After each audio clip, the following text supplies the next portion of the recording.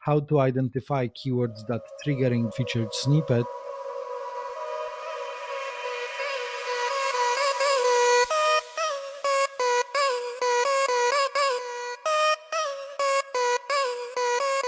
This is Time for Marketing, the marketing podcast that will tell you everything you've missed when you didn't attend the marketing conference.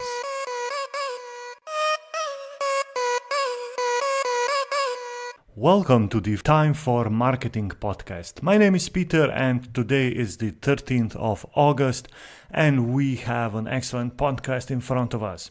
Before I tell you who I spoke to, let me invite you to go and subscribe to this podcast, maybe even leave a comment or a rating on iTunes or wherever else you like to find podcasts. And in today's episode, we are talking to a guy that is known for his SEO wizardry. He's the director of organic acquisition at ZPG, Lukasz Zelezny. He spoke at the Ungagged conference of the 2018 with the title of his presentation, SEO and Content Optimization in 2018, How to Win the Game. Lukasz spoke a lot about different workflows that every SEO should know and use. There were some excellent tips, also great tools that Lukasz is proposing for us to use. So visit the website and look at the show notes where I have added links to all of the tools. All right, now let's go and listen to the talk. Lukasz Zelezny, how do you pronounce your name, please? That's the best pronunciation since 1981 when I was born. All right, excellent. Lukasz Zelezny is with me today on this episode of the podcast. Luka is the head of organic acquisition at Uswitch. Luka, hello, and thank you for being here. Thank you very much for having me. It's a pleasure. Just a bit of correction. I'm working in ZPG. This is a group where I'm responsible for Uswitch, you mentioned, but also for Zoopla, Prime Location, and a couple of other things because ZPG bought Uswitch a couple of years ago. All right. So I need to do better research. But anyway. Everyone is thinking that I'm head of organic acquisition in Uswitch because I was there for last 6 years. So I do not take this as an offense. I'm rather taking this as a, thank you very much. So Uswitch is a UK comparison site where you can compare your electricity or mobile phone package or other packages. And what are the other websites that you work on for your company? So ZPG, Zoopla Property Group, is a group that owns Zoopla Co UK, which is a property listing website, properties for sale and for rent predominantly across UK, but also overseas.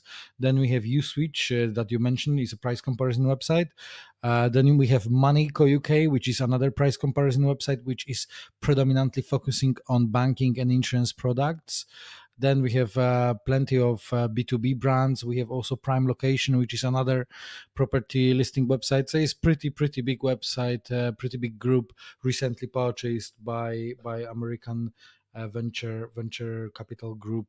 So yeah, it's a very interesting period. And like I said, I am originally a Uswitcher that been acquired with the company, and I joined Uswitch in 2012, I think around 2015 or 16, I never remember. The Zoopla acquired us and we become a part of ZPG. So it's a very interesting journey and an amazing company where I'm managing team of 8 people at the moment. And all of these sound pretty competitive niches or verticals and big websites. So doing SEO for all of these websites must be very interesting. Yeah, it's incredibly competitive, but this is probably what makes me to push forward and stretch and learn more and trying to discover more things and so on and so on and so on. Because like you mentioned, we operating on a field of credit cards, car insurance, home insurance, properties, energy, broadband, mobiles, everything there is a very competitive niche, and every niche is different. Every niche got some kind of things you need to learn. It's very challenging, but the same time, very exciting multiple niche I am working for. I invited you to the podcast because I saw you had an excellent presentation at the Ungagged conference, and your presentation was titled SEO and Content Optimization in 2018, How to Win the Game. And of course, a couple of short talks about backlinks. That's somehow how the description of the your presentation was. And if nothing else, I'll just invite you to take your 5 minutes and to sum up what you spoke about in the conference, and then I'll come back with the questions. I was speaking on Ungagged, one of my favorite events in London. Lots of amazing people is always joining. And, that's my personal approach to conferences and to the knowledge I'm sharing. I'm trying to bring something that people will be listening during the conference, write down or take from my slides, because I'm always sharing slides. And then they can take this back home or back to their company or back to their agency and easily implement. And that will make difference. And then they will be like, oh my gosh, that was a great time that I was on this conference, and that was a great time to listen to Lukasz, because whatever he shared was useful. Because of that, in a nutshell, what I was sharing, and it's not that much related to USwitch or Zoopla, it's generally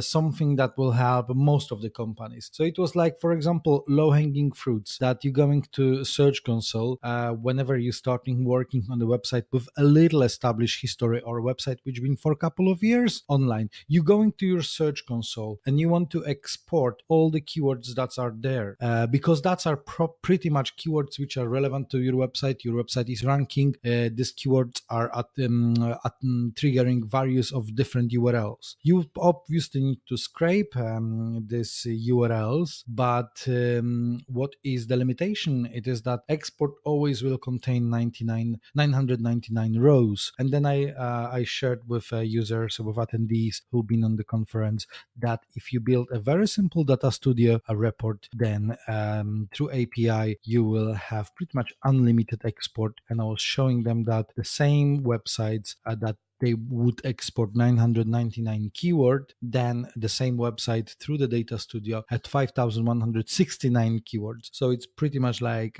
5 times more data.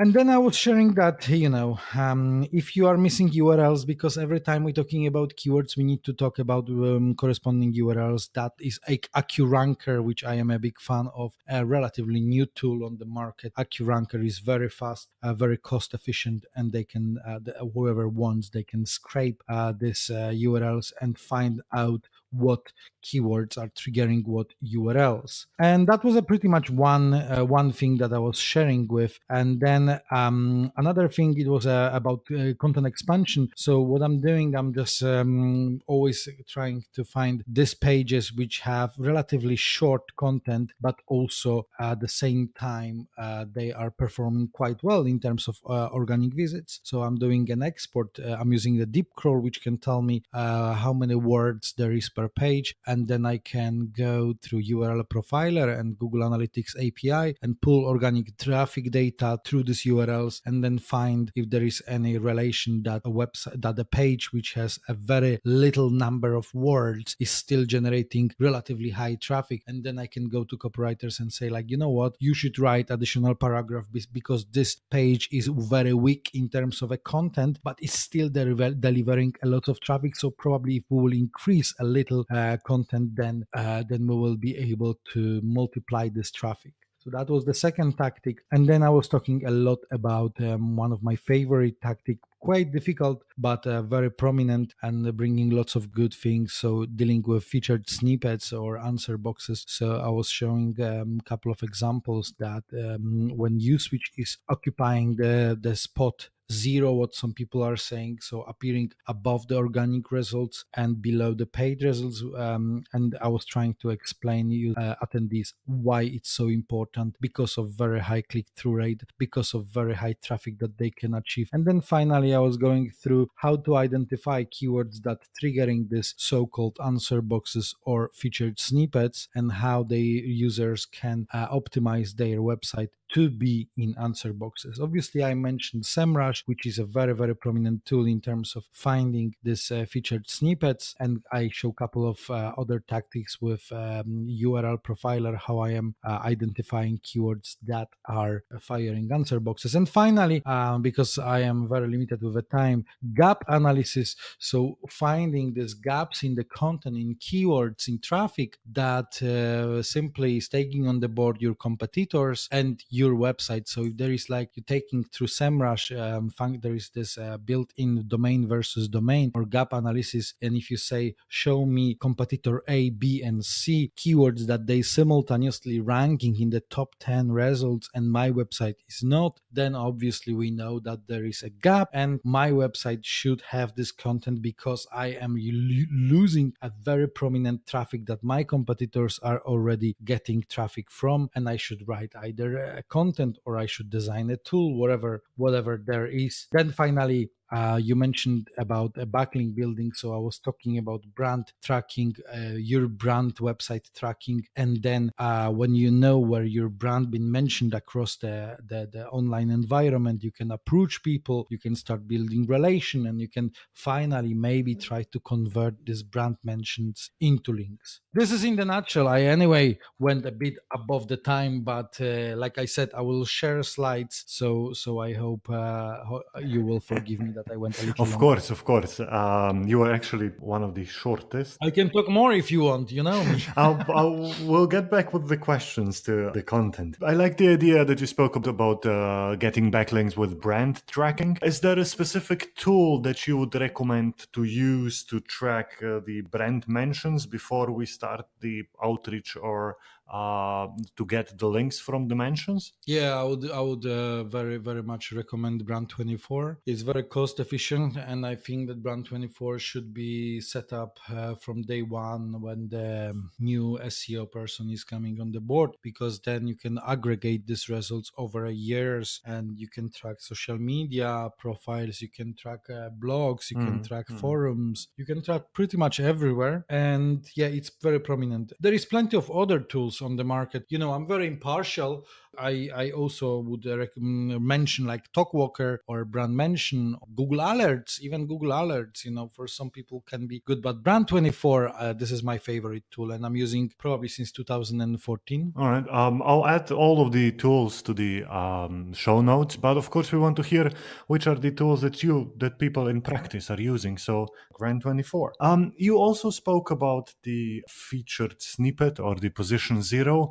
Not really completely the same in the same way question, but one of the things that I see a lot of SEOs speak about are the review snippets or the review schema or whatever you call that, a review rich snippets. And the scam that comes with that, a lot of websites are using reviews to be prominently more shown in Google, or at least have a higher click-through rate, even though they really don't have so many reviews. Do you think this is starting to be a problem in the SEO industry? And is Google really good at finding all of those scammers? That's a very good question. But before I will answer, I just want to make a little differentiations, because I was mentioning featured snippets. So the answer boxes that are appearing above the organic results. Your question is more about rich snippets, which obviously I agree that there was in the past a lot of this abusing method and showing stars pretty much everywhere. You ask me if Google can deal with that. Google is very good dealing with that, because you can very easy.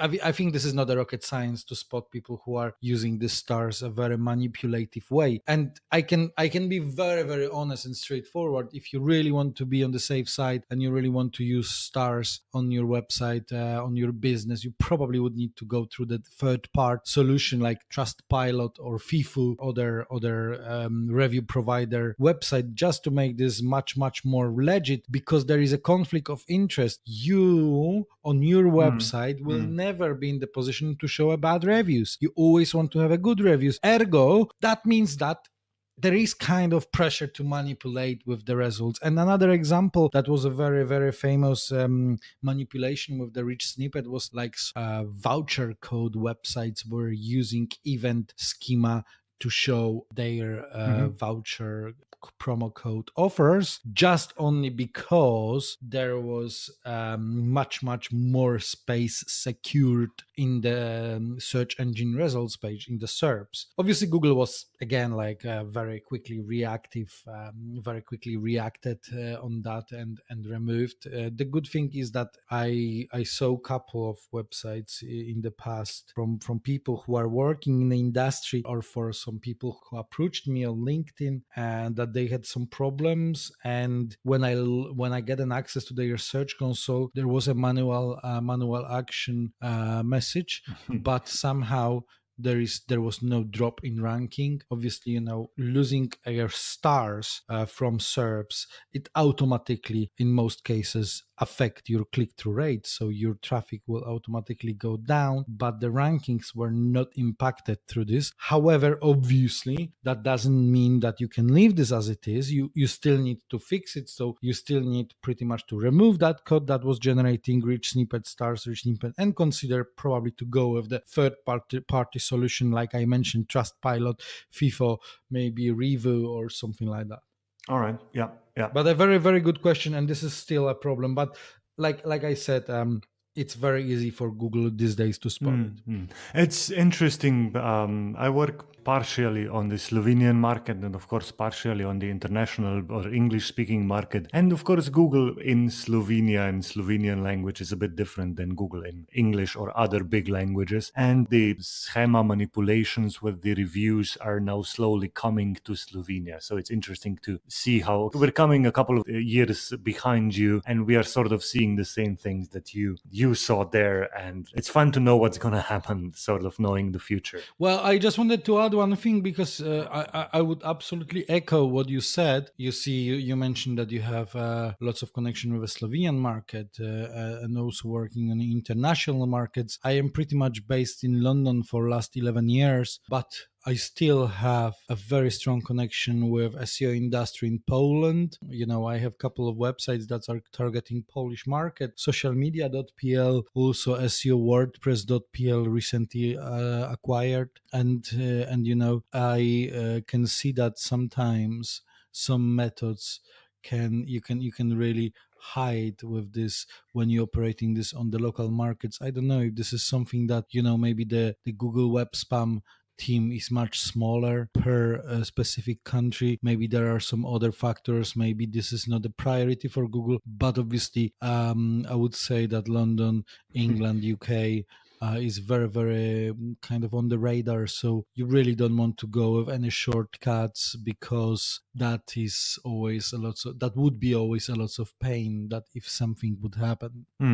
Yeah, we are a market of 2 million people, so probably not the top of the list. Yeah.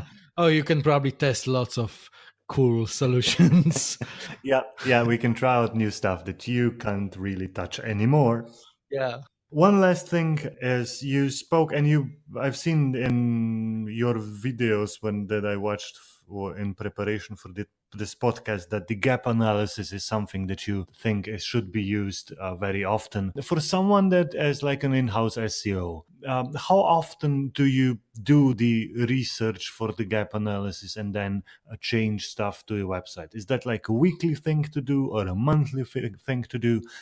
Could you briefly speak about a workflow that someone could go and then use directly for his work? Yeah, thank you very much for this question.